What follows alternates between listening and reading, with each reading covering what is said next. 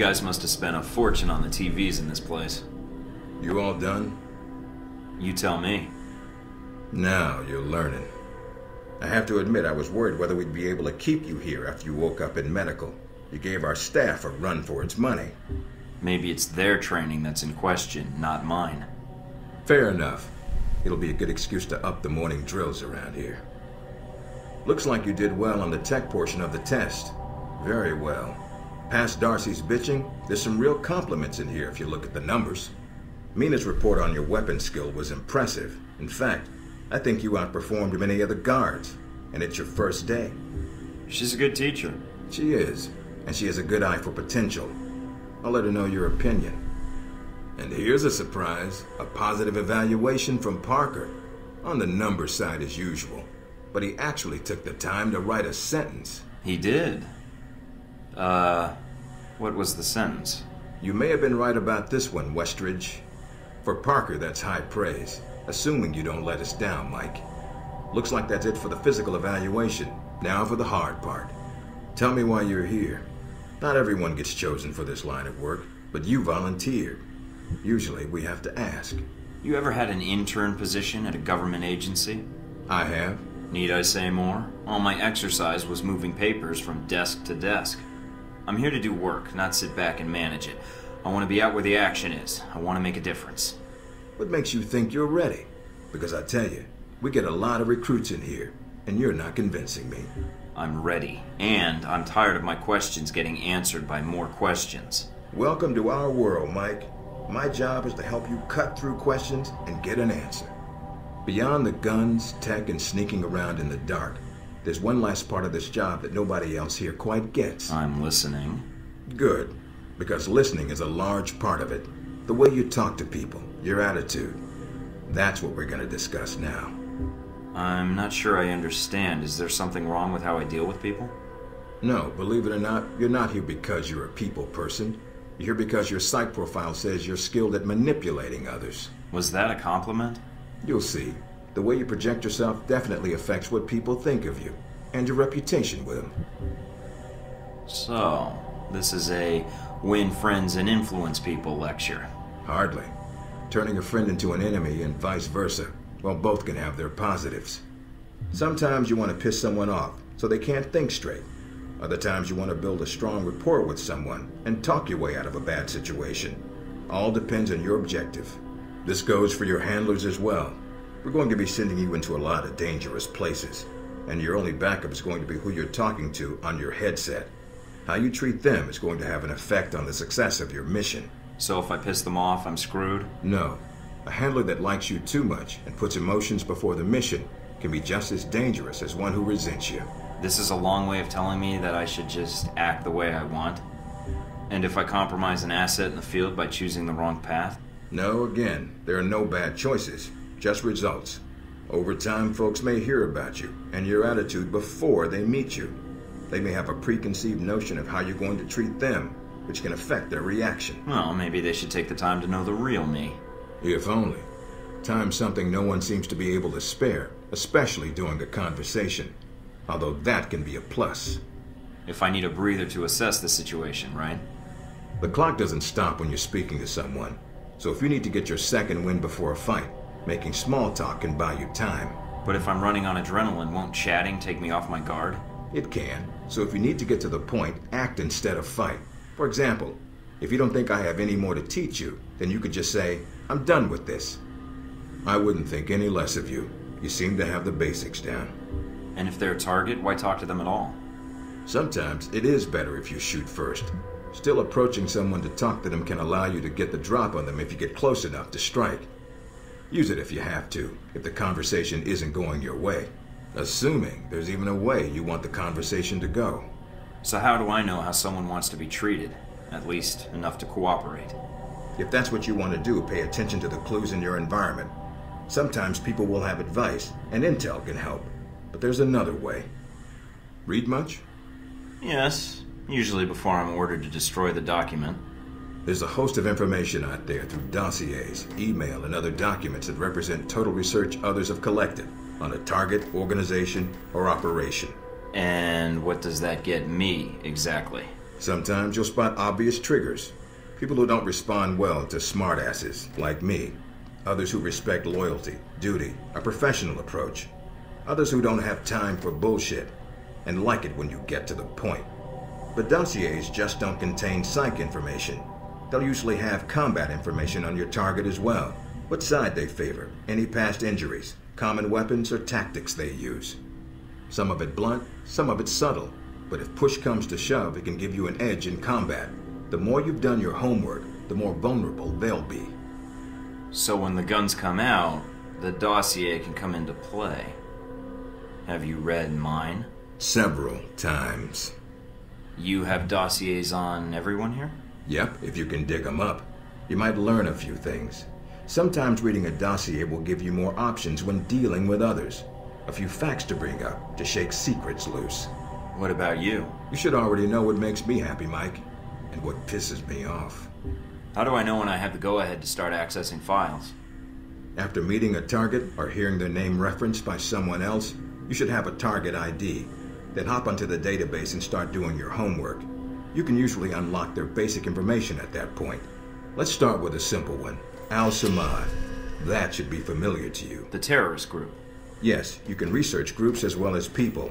It doesn't carry the same benefits, but it can provide useful intel in the field.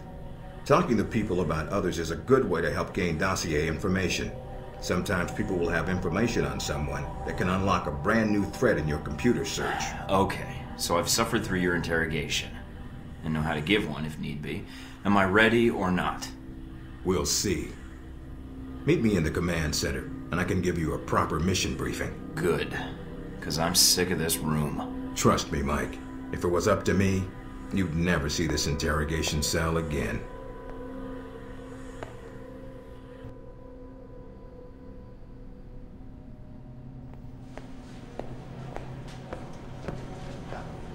Recognize him? That's Sheikh Ali Shahid, the voice of Al-Samad. They say he was responsible for shooting down that airliner in the Middle East. Yeah, he got his hands on some prototype Halbeck technology. A missile with a multi-stage targeting system called Jacob's Ladder. That airliner was his first target. Specs and shadiness of this whole thing aside, how did Shahid get his hands on that missile? Missiles. He's got more. He stole them from Halbeck, and we need them back before he gets any more trigger-happy. Then we want you to kill him. You know where he is? No, but that'll be part of your mission in the Middle East. Find the missiles, then find him and take him out. You don't want him taken alive? If he cooperates, sure, bring him in. On the off chance he tries to kill you, then put a bullet in his head. I'll put my years in charm school to use. All right, then pack your gear. You're heading to Saudi Arabia. Not coming with me? I'll be there in spirit, and on video and radio when needed, Agent. And I just got here. Oh, well, I'm gonna miss this place. I doubt it. I'll contact you when you reach Saudi Arabia.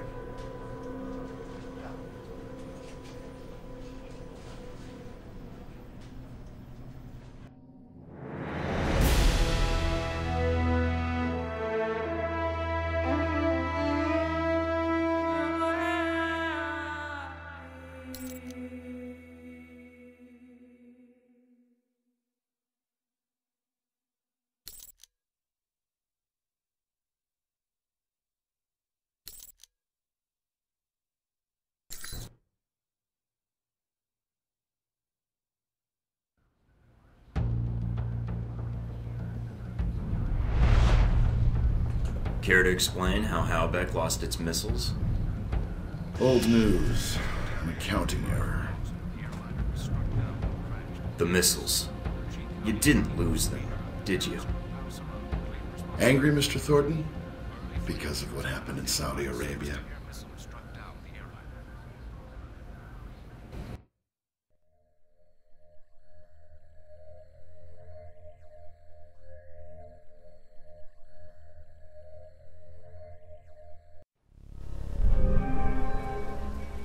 Mike, can you read me? I'm getting lots of interference.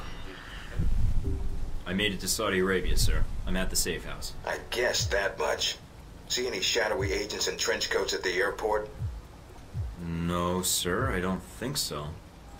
That was a joke, Mike. But stay on your toes anyway. Finding Shahid is your primary objective. Trouble is, we don't know his location, but we have 3 leads.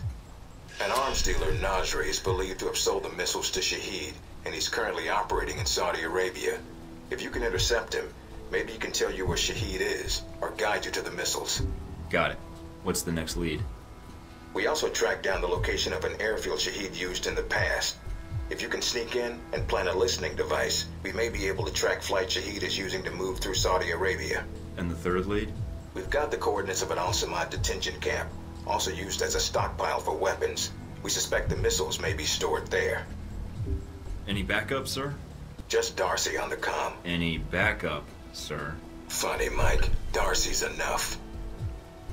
We'll want you to go in alone, recon the area, and shut down their radar and communications. Once that's down, we can call in air support and hit the camp hard. No pressure. And no backup. Get used to it. It's the job. You check out your new home yet? It's got some perks you might be interested in. Anything beyond the weapons locker? Thought that might hold your attention. It did? Anything else? A computer with a hub connection so fast you'll feel like you're going back in time. What, to the Stone Age? Please. You can do dossier research, encrypted emails, and if need be, access some of the weapons dealers in the area. That'll be done on your own dime, however, using whatever funds you can find in Saudi Arabia. I understand, sir. We wouldn't want Alpha Protocol tied to any weapons trafficking in the Middle East. Exactly. The weapons locker you already found, help yourself to what's inside. Just be sure to choose the ammo and armor you think suits the mission. When you're ready to head out, just use the front door, or access the missions from the main terminal. I'll have already uploaded all the mission specs to your PDA. You can review them at any time. Alright, so is that it? Westridge. Great. Home sweet home. In Washington today, Senator Patrick Darcy unveiled new legislation aimed at cleaning up the federal government by greatly restricting lobbyists' access to legislators. The bill, called the People Over Rich Corporations Act, or PORC Act, would prohibit lobbyists from contributing to election campaigns and require anyone affiliated with a corporation to stay 500 feet or more away from any member of the legislative branch. Opponents of the bill have labeled it a draconian offense against free speech and so laughably unenforceable as to render it a farce. Senator Darcy had no comment for INN News. Should American businesses be compensated if conflict arises in Asia? Legislation being discussed on Capitol Hill would assist with relocation costs for operations based in countries considered hostile to the United States. Detractors in both parties have attacked the bill as a massive bailout for companies that have outsourced American jobs. China and India are the largest destinations for offshore operations, with everything from manufacturing to software development being produced overseas for American businesses. Tensions continue to rise in the Far East as Taiwanese President Ronald Sung's independence rally approaches. The controversial politician has the Chinese government worried that he will formally declare independence, an action that would almost certainly lead to war. High-level White House sources have told INN News that, should China attempt to forcibly block a Taiwanese move for independence, the U.S. Navy will take, quote, any and all measures to prevent Chinese aggression. Meanwhile, the president, on a goodwill tour of Africa, issued a statement urging all parties to remain calm and rational, and to let diplomacy prevail. In Washington...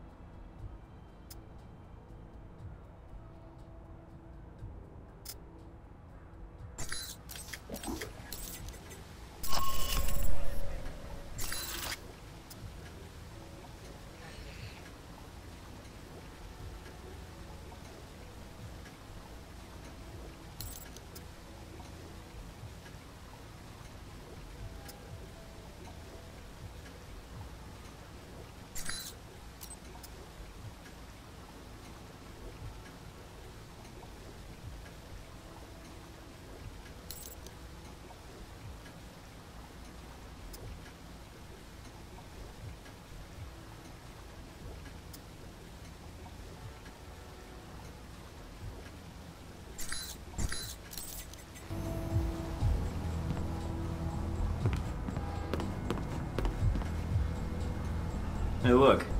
Darcy photoshopped our faces into a still frame of a buddy cop movie. That's, yeah.